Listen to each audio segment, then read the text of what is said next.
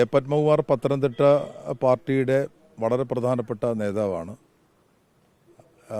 Party സംസ്ഥാന സമ്മേളനത്തിൽ സംസ്ഥാന സമിതിയിലേക്ക് തെരഞ്ഞെടുക്കപ്പെടുകയോ ക്ഷണിക്കുകയോ ചെയ്തിട്ടില്ല എന്നൊരു പ്രതികരണം അദ്ദേഹം ആദ്യം നടത്തിയിരുന്നു. എന്തായാലും അത് പാർട്ടി വളരെ ഗൗരവത്തോടു കൂടി തന്നെ അത് പരിശോധിക്കും.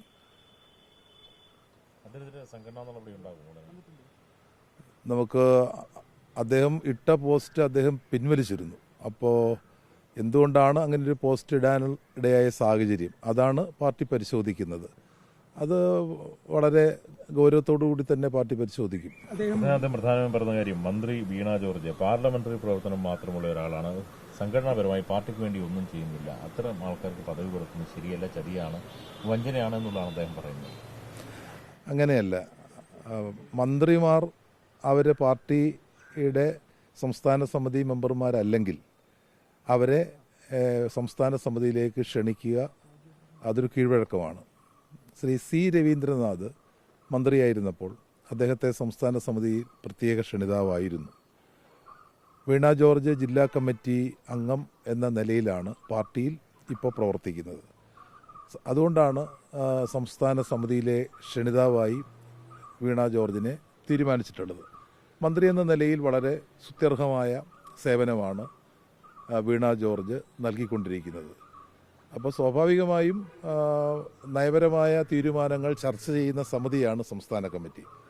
അത്തരമൊരു സംസ്ഥാന കമ്മിറ്റിയിൽ മന്ത്രിമാർക്ക് പറയാനുള്ള കാര്യങ്ങൾ അത് പറയാനുള്ള ഒരു വേദിയാണ് സംസ്ഥാന സമിതി. അതുകൊണ്ട് തന്നെയാണ് സംസ്ഥാന സമിതിയിലേക്ക് മന്ത്രിമാരെ പ്രത്യേകം ക്ഷണിക്കുന്നത്. മറ്റു മന്ത്രിമാരൊക്കെ തന്നെ സംസ്ഥാന സമിതി അംഗങ്ങളാണ്. അതുകൊണ്ട് അവരെ പ്രത്യേകം ക്ഷണിക്കേണ്ട ആവശ്യമില്ല. 75 വയസ്സിന് കാത്തു നിൽക്കുന്നില്ല, അതിനു മുമ്പേ പുള്ളി സ്ഥാനങ്ങളെല്ലാം ത്യജിക്കുകയാണെന്നാണ് പറഞ്ഞത്. അദ്ദേഹം എന്തുകൊണ്ടാണ് അങ്ങനെയൊരു അഭിപ്രായം പറഞ്ഞത് നമുക്ക് അറിഞ്ഞുകൂടാ.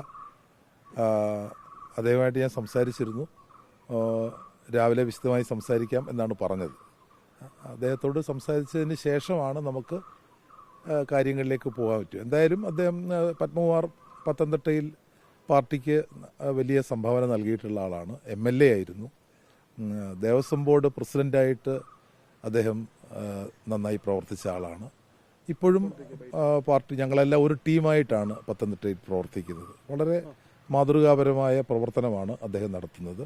മാത്രമല്ല, ഇപ്പോൾ വിജ്ഞാന പത്തനംതിട്ട അതിൻ്റെ മുഖ്യ സംഘാടകൻ എന്ന നിലയിൽ ഡോക്ടർ തോമസ് ഐസക്കുമായി ചേർന്ന് അദ്ദേഹം വലിയൊരു പ്രവർത്തനം, അതിപ്പോൾ കേരളത്തിനാകെ മാതൃകയാവുന്ന പ്രവർത്തനമായി മാറിയിരിക്കുകയാണ്. അപ്പോൾ ആ നിലയിൽ വലിയ സംഭാവനയാണ് അദ്ദേഹത്തിൻ്റെ ഭാഗത്ത് നിന്ന് ലഭിച്ചുകൊണ്ടിരിക്കുന്നത്.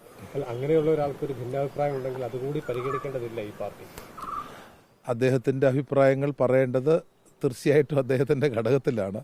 അതുകൊണ്ടാണ് എന്ത് സാഹചര്യത്തിലാണ് അദ്ദേഹം അങ്ങനെ പറഞ്ഞത് എന്നുള്ള കാര്യം പരിശോധിക്കും എന്ന് ഞാൻ പറഞ്ഞു. പാർട്ടി ഘടകത്തിൽ പറഞ്ഞാലും പ്രയോജനമില്ല എന്നാണ് അദ്ദേഹം പ്രതികരിച്ചത്. പാർട്ടിക്ക് ഒരു ഭരണഘടനയുണ്ട്, പാർട്ടിക്ക് ഒരു സിസ്റ്റം ഉണ്ട്. അപ്പോൾ പാർട്ടി ഘടകം തന്നെയാണ് പാർട്ടി പ്രവർത്തകരെ സംബന്ധിച്ചിടത്തോളം ഏറ്റവും പ്രധാനപ്പെട്ട കാര്യം. ആ പാർട്ടി ഘടകത്തിൽ സംസാരിക്കുക മാത്രമാണ് മാർഗം. പാർട്ടി പ്രമോഷന് പാർട്ടിയുടെ ഭരണഘടന അനുസരിച്ച് അദ്ദേഹം പറയുന്നത് ആശയപരമായ പ്രചരണ സംഘടനാ പ്രവർത്തനം ഇത് ഇല്ലാത്ത ഒരാൾ പ്രൊമോട്ട് ചെയ്യപ്പെട്ടു എന്നുള്ളതാണ് അദ്ദേഹം ഫേസ്ബുക്ക് പോസ്റ്റിലൂടെയും ഇന്ന് മാധ്യമങ്ങളിലൂടെയും ആവർത്തിക്കുന്നത്. അദ്ദേഹം അങ്ങനെ പറഞ്ഞിട്ടുണ്ടെന്ന് ഞാൻ കരുതുന്നില്ല. ഞാൻ ആ ഭാഗം ഞാൻ വായിച്ചിട്ടില്ല. ഇനി അങ്ങനെ പറഞ്ഞിട്ടുണ്ടെങ്കിൽ തീർച്ചയായിട്ടും അത് വസ്തുതാപരമായി ശരിയാണോന്ന് എനിക്ക് തോന്നുന്നില്ല. കാരണം മന്ത്രി എന്ന നിലയിൽ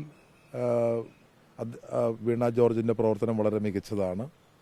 10 ആറന്മുള മണ്ഡലം പോലെ വിജയിക്കാൻ വളരെ ബുദ്ധിമുട്ടുള്ളൊരു മണ്ഡലത്തിൽ വളരെ മിന്നുന്ന വിജയം 2 തവണ നേടി എന്ന് മാത്രമല്ല, ഏറ്റവും കൂടുതൽ പത്തനംതിട്ട ജില്ലയിൽ തന്നെ ഏറ്റവും കൂടുതൽ വികസന പ്രവർത്തനങ്ങൾ മന്ത്രി എന്ന നിലയിൽ സംസ്ഥാനം ഒട്ടാകെ കേരളത്തിൻ്റെ ആരോഗ്യം നമുക്കറിയാം, ഒട്ടേറെ കാര്യങ്ങളിൽ നമ്പർ 1 ആണ് കേരളത്തിൻ്റെ ആരോഗ്യ മേഖല.